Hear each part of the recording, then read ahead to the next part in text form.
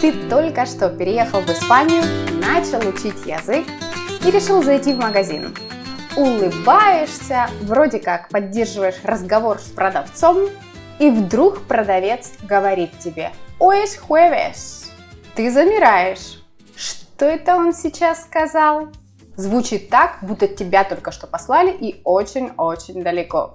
Но на самом деле это всего лишь четверг по-испански. Добро пожаловать в Испанию! И это только начало. Некоторые испанские слова для русскоязычного уха звучат так, будто ты попал в неловкую комедию. От calor, которое похоже на одно нехорошее слово, до tocar, которое может быть слишком тактильным. В этом видео ты узнаешь 12 испанских слов, которые могут ввести в ступор.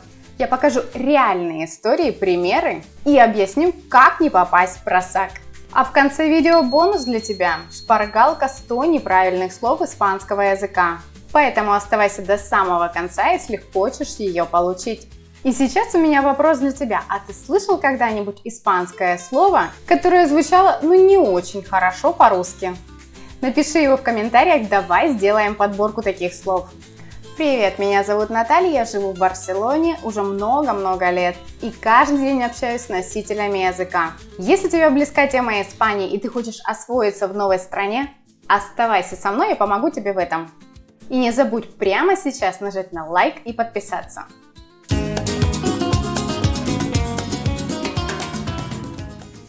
А теперь давай перейдем сразу к первой которая буквально свела с ума одного из моих учеников. Слово «дура». Ты знакомишься с новой коллегой в Испании. Она вдохновляет тебя своей историей. Она подняла бизнес, воспитала детей, переехала в другую страну сама. В общем, настоящая героиня. И ты тут хочешь сказать ей комплимент, собрать в кучу всю свою благодарность и вдруг ляпаешь что-то не то. Eres una dura. А она вдруг делает такое лицо, будто ты только что ее обидел. Паника, ты же хотел похвалить. А в голове у тебя проскакивает только «подождите». Я что, только что назвал ее дурой? Разбираемся. Дура в испанском – это сильная, стойкая, жесткая. Например, Esta mujer es muy dura. Эта женщина очень сильная, то есть она не сдается. Но для русского человека это словно будто пощечина на ровном месте. Мозг автоматически цепляется за дура. И все, момент испорчен. А теперь представь, ты только что переехал, пытаешься заводить друзей, интегрироваться в коллектив, и вдруг ты как скажешь что-то, что аж слезы наворачиваются от смеха. Здесь у меня для тебя лайфхак. Чтобы избежать неловкости, ты можешь использовать Es una mujer fuerte, она сильная женщина. Tiene mucha fuerza, energía. У нее много энергии, либо силы. Es increíble, она невероятная. Ну а дура оставим для тех, кто уже понимает нюансы. Или для Bad Bunny, у которого в каждой песне дура, дура, дура. И никого это совершенно не смущает. Также это слово в испанском языке означает продолжительность. Поэтому все, как вы уже догадались, зависит от контекста. Вопрос у меня к тебе. А у тебя случалась такая ситуация, что ты вроде как хотел похвалить, а получалось, не очень? Или ты слышал испанское слово, которое звучит как что-то обидное на русском? Давай делиться в комментариях, соберем подборку странных испанских слов. Так вот, вы уже поняли, что слово «дура» – это не обида, а комплимент. Но как быть, если в испанской фразе вдруг неожиданно всплывает что-то наподобие «курва»? А теперь стоп! Если ты из Польши и Украины, у тебя может случиться самый настоящий культурный шок. Ты едешь в машине с твоими новыми испанскими друзьями. Улыбаешься, слушаешь, как они болтают. И вдруг один из них указывает на дорогу и кричит «Cuidado con la curva!». Ты вжимаешься в кресло. Что? Он что, только что сказал? Да он же только что назвал кого-то... вы понимаете. Скажем так, девушка непристойного поведения. Внимание, культурный момент. В испанском curva это всего лишь поворот. на дороге или даже в фигуре тела. Типа женственные изгибы. А вот в польском и украинском звучит почти как ругательство. Да что уж там конкретно грубо. И прочие перлы. И если ты этого даже не знал, мозг автоматически может среагировать очень ярко. Особенно если ты уставшая, напряженная. И тут тебе вдруг на повороте кричат «Курва, курва!». Лайфхак, просто запомни, как испанцы говорят. Hay muchas curvas en esta carretera. На этой дороге много поворотов. Никаких обид, просто география. Так что, друзья, курва – это не ругательство, а поворот. Но все-таки будьте осторожны. Где-то на повороте можно и словесное смущение поймать. А если ты сейчас сидишь и думаешь, фуф, это все про женщин. Дура, курва. Меня, серьезного мужчину, такие казусы не коснутся. Ну-ну. Поздравляю, мой друг, ты следующий.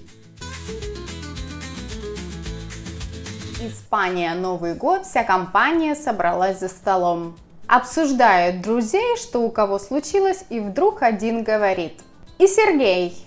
Другой испанец напрягается и думает, что он только что сказал. Он-то почти уверен, что кого-то только что оскорбили, да и по полной. И имя прозвучало как-то совершенно не по-доброму. Внимание, фраза «Сергей» в испанском звучит как имя Сергей. Да-да, обычное имя Сережа. Но эта фраза переводится как «быть геем». Ser – быть, гей – гей, либо гомосексуал. И вот в чем фишка. Испанец сидит, ни о чем не подозревает, а вы всего лишь обсуждаете друга. И тут этот испанец говорит: «Creo que va a decirlo. Él es Sergey». Думаю, он скоро признается, он Сергей. Он-то не знает, что ты имеешь в виду твоего друга Сергея. Он-то думает, что, скорее всего, кого-то только что раскрыли. Лайфхак. Просто запомни, что ser плюс прилагательное в испанском языке – это обычная конструкция. Ser feliz – быть счастливым. Ser alto – быть высоким. Ser gay – быть геем. А вот Сергей – это просто совпадение. Очень смешное и немного опасное для кого-то. А у тебя бывало так, что имя и фамилия человека звучат очень смешно на другом языке? Может, кто-то тебя называл иначе и ты был в шоке? Расскажи об этом, давай поднимем настроение друг другу. Ну что, мужская часть аудитории, как вы уже поняли, вы тоже находитесь в зоне риска. Сергей не Сергей, calor не кал, ой, стоп. Мы еще до calor не дошли. Calor, вот это еще один настоящий шедевр. Вроде бы нормальное слово, даже красивое, а звучит как обычное обидное прозвище из детства.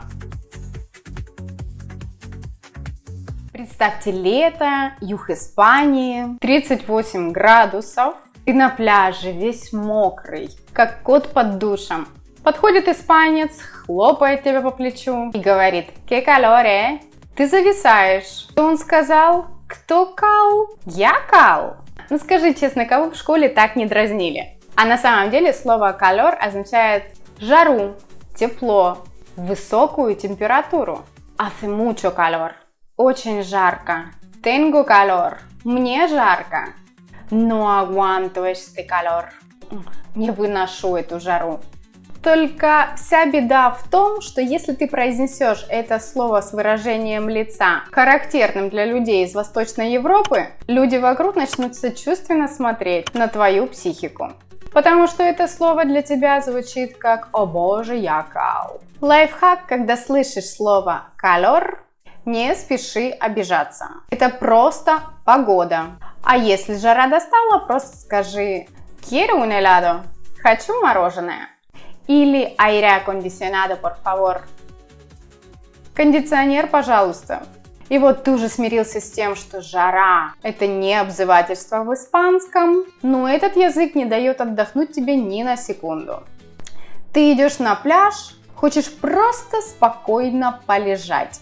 И тут новая лексическая ситуация. Слово «конча». Картина. Ты на пляже.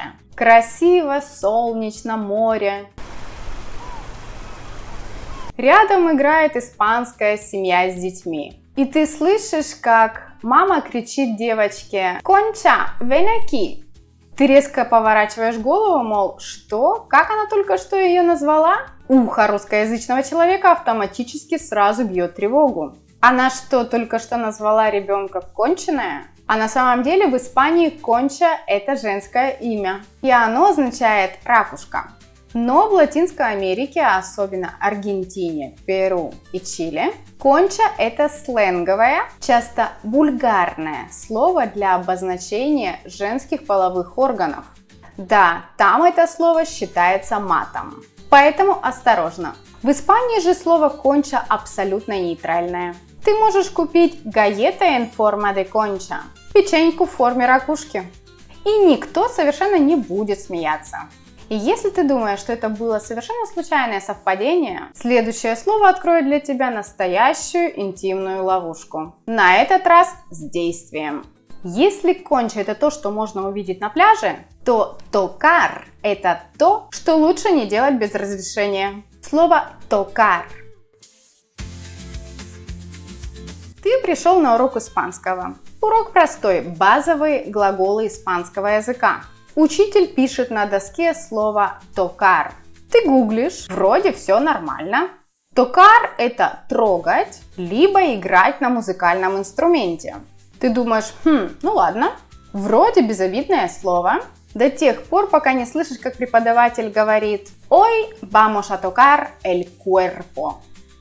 Сегодня мы будем трогать тело. Пауза. Ты сидишь как вкопанный. Извините, что мы собираемся делать? А преподаватель с невинной улыбкой продолжает. Primero vamos a tocar la cara. Después las partes de abajo. Сначала потрогаем лицо, а затем нижние части тела. Все, тут тебе уже стало не по себе. В голове тревога, стыд, ты краснеешь и желаешь сбежать с этого урока как можно быстрее. И ты уже представляешь, как в классе сейчас все начнут, мацать друг друга. И тут ты осознаешь, но это же все-таки не урок анатомии в стиле 18+. Это просто испанский язык. Tocar в испанском языке означает касаться. Или играть на чем-то. На пианино, гитаре. Но pasa nada, все в порядке. Простой язык такой, чувственный. А если кто-то говорит me gusta como tocas, он, скорее всего, про твою игру на гитаре. Хотя, кто знает, ситуации-то разные бывают. А у тебя бывало такое, что ты услышал нейтральное испанское слово, а в голове прозвучало как что-то совсем другое? Делись опытом. А теперь давай усилим эффект. Ты выучил слово tocar. Уже не боишься его использовать. И хочешь спросить в квартире на Airbnb, есть ли духовка? Слово horno. Ситуация из жизни в Испании. Ты только что въехала в свою новую квартиру, снятую на Airbnb. Уютная кухня, куча кастрюль, но все никак не можешь найти духовку. Ты зовешь хозяйку и всячески на твоем ломаном испанском ей пытаешься дать понять, что не можешь ее нигде найти. Что тебе бы очень хочется приготовить эти овощи, которые ты только что купила на рынке. Ты бы хотела запечь их в духовке, но самой духовки нигде не найдешь. Она с улыбкой смотрит на тебя и говорит: «Sí, el horno está aquí». Да, духовка здесь. И тут ты замираешь, потому что думаешь, что она только что сказала. Horno? Что? Ты автоматически напрягаешься, потому что, на русском языке это похоже на слово, которое начинается на букву «П» и звучит практически так же. Мозг моментально реагирует. Да что за намеки? Она что, серьезно сейчас вообще про это? Ты даже на всякий случай решила переспросить. «Perdón? ¿El qué?» «El horno», спокойно отвечает тебе хозяйка. Оказалось, все нормально. Просто испанцы называют духовку horno. И для них в этом нет ничего странного. А вот для нас, русскоговорящих, это словечко с сюрпризом. Поэтому это слово попало в наш список странных слов. А у тебя было такое, когда ты услышал слово и просто растерялся, не зная, что ответить? Теперь давай разберем реальная история от моей подписчицы Марии, которая только что переехала в Севилью и в первый же месяц чуть ли не вызвала неловкость в семье своего испанского бойфренда. Necesito. Ситуация. Семейный ужин. Все за столом, родители, бабушка, братья. Мария старается быть вежливой, кивает, пытается как-то поддерживать разговор на базовом испанском. И тут она хочет попросить просто воды. Она вспоминает, что читала где-то нужную фразу и уверенно говорит «Necesito agua». Тишина. Все замолкают. Один из братьев поднимает бровь. Бабушка же делает очень выразительное лицо. А в чем-то дело?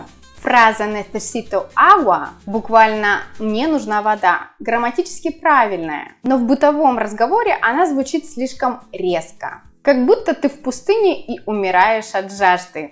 Ну, либо то, что тебе было подано на стол, совершенно не понравилось, поэтому ты как можно быстрее хочешь убрать этот привкус со рта.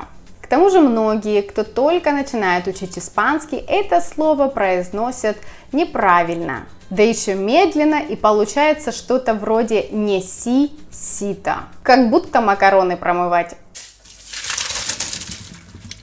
Тут еще дело в том, что многие произносят букву «с» неправильно, не между зубов. Поэтому и создается впечатление, что кто-то несет сито, чтобы что-то там промыть.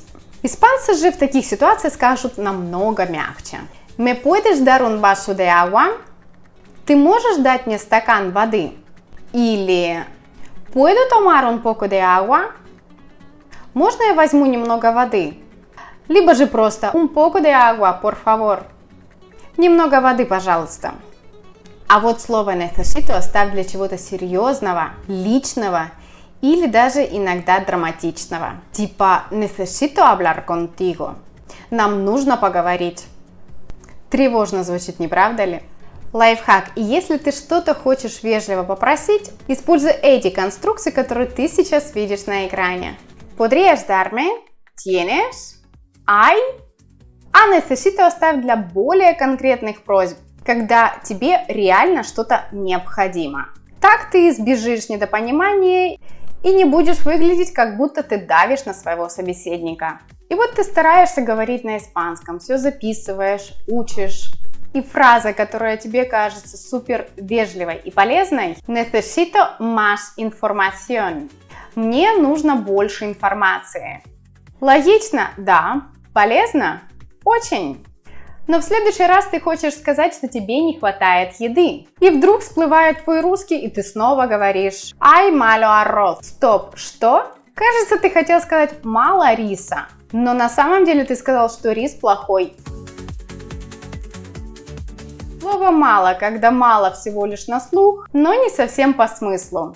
Да-да, это коварное слово, которое ставит в тупик многих русскоговорящих. На слух оно звучит «мало», будто чего-то не хватает, но на испанском «мало» – это плохой. Представь себе ситуацию, ты в гостях у своих новых испанских знакомых. Тебе кладут на тарелку немного салата. Ты хочешь сказать, что ты сейчас на диете, ты хотела бы еще. Ты улыбаешься и говоришь «que malo». И тут пауза, хозяйка бросает на тебя взгляд. Мало? Это ты так мой фирменный салат назвала? Она-то думает, что ты ее обидела, а ты всего лишь хотела попросить добавки. Как правильно сказать, если чего-то мало в плане количества, используй слово poco. Hay poco arroz. Мало риса. Tengo poco tiempo. У меня мало времени. Либо ты всегда можешь воспользоваться quiero más, хочу еще. А мало – это плохо, используется как оценка чего-то. Este vino es malo. Это вино плохое. Tu actitud es muy mala. Твое поведение очень плохое. Поймали нюанс? Это одна из тех ситуаций, когда похожие по звучанию русские слова на испанском играют злую шутку. Ну что ж, когда тебе чего-то мало, и ты случайно называешь хозяйки борщ плохим, это уже слегка неловко. Но говоря о неловких ситуациях, давай обсудим слово, которое вызывает максимальный внутренний ступор у каждого русскоговорящего. Особенно если услышали его в замкнутом лифте или классе, или в тишине офиса. Слово «perdón» – это совершенно не то, что ты подумал.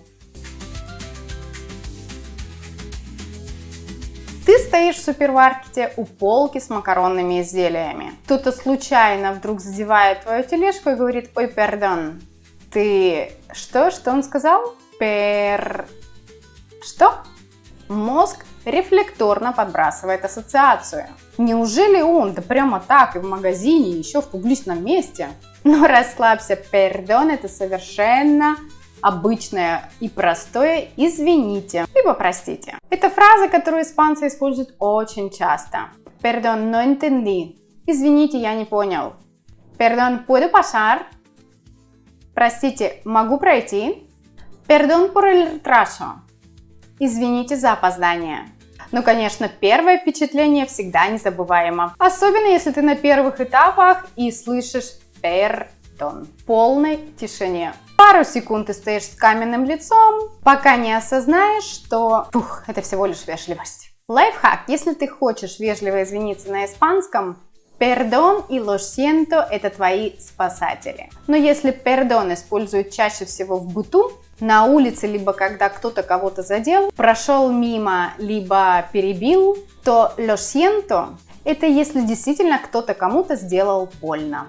Вот так живешь себе, стараешься никого не задевать, и каждое perdón звучит как «ну ты понял». Но ты молодец, идешь вперед, уже немного понимаешь, начинаешь реагировать, слышишь испанскую речь. И вот однажды ты заходишь в магазин, все классно, светло, музыка играет, люди покупают. Ты уже даже что-то сказал продавцу на испанском. И тут продавец с улыбкой тебе говорит «Hoy es jueves». И ты опять зависаешь. Да что он опять тебе сказал? Он что, только что буквально меня послал куда-то? Да за что? Что я сделал? Ты даже не сразу реагируешь и решаешься переспросить. Извините, что вы сказали? А он опять повторяет с той же милой улыбкой «Hoy es jueves». А внутри тебя тревога. Твое ухо кричит: он точно только что сказал четверг? Или это какая-то форма издевки над новичками? А потом ты приходишь домой, открываешь словарь. Правда, jueves – это просто четверг. Просто день недели. Просто язык. Просто неловко. Так что если ты услышишь «Nos vemos el jueves», не обижайся, это не мат, а просто «увидимся в четверг». И у меня вопрос к тебе, а у тебя бывало такое, что ты слышал испанское слово и просто думал: ого, что это было? Напиши в комментариях, не забудь, давай создадим коллекцию самых странных испанских слов. И напоследок, если ты думал, что тебя больше уже ничего не удивит, то держись. Представь, ты читаешь состав на упаковке, либо выбираешь продукт и спрашиваешь у продавца: «Tiene algo de preservativos?» Ты хочешь всего лишь спросить, есть ли в этом продукте консерванты. Но продавец смотрит на тебя,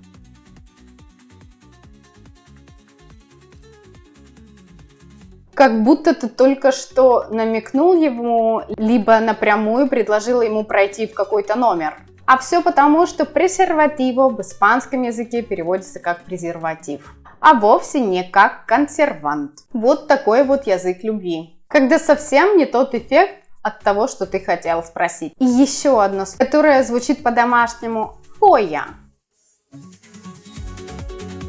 Наивно ты думаешь: ну, поля, мало ли, фамилия, природа, отдых.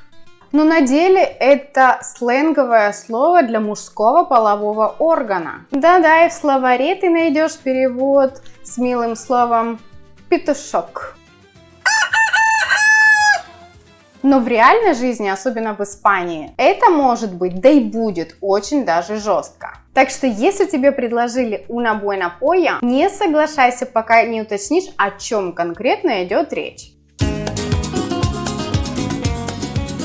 Ну что, теперь ты знаешь, что испанский язык это не просто hola и paella, А еще словесные ловушки, неожиданные друзья и даже порой самые настоящие лингвистические подставы. И если ты живешь в Испании, учишь язык или только собираешься переехать сюда, такие штуки могут реально спасти тебя от неловкости. Ну или как минимум подарить отличную историю для друзей. Так что береги свои презервативos, не трогай чужие pollas. И если кто-то скажет тебе jueves, просто посмотри в календарь и не обижайся. Давай продолжим эту подборку вместе.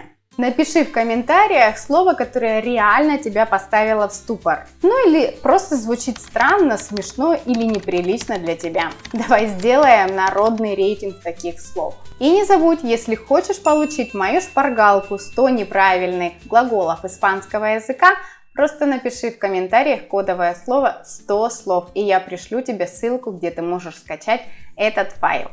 Это видео только начало. В следующих выпусках я расскажу, какие слова испанцы никогда не используют, хотя ты учил их в учебнике. Почему можно сесть в автобус, но не всегда сесть на метро. И как звучать естественно, а не как Google переводчик. Подписывайся, чтобы не пропустить, и обязательно поставь лайк, если хочешь больше таких видео. С тобой была Наталья. Я здесь, чтобы сделать твое освоение Испании проще, веселее и понятнее. Hasta pronto y cuidado con las palabras.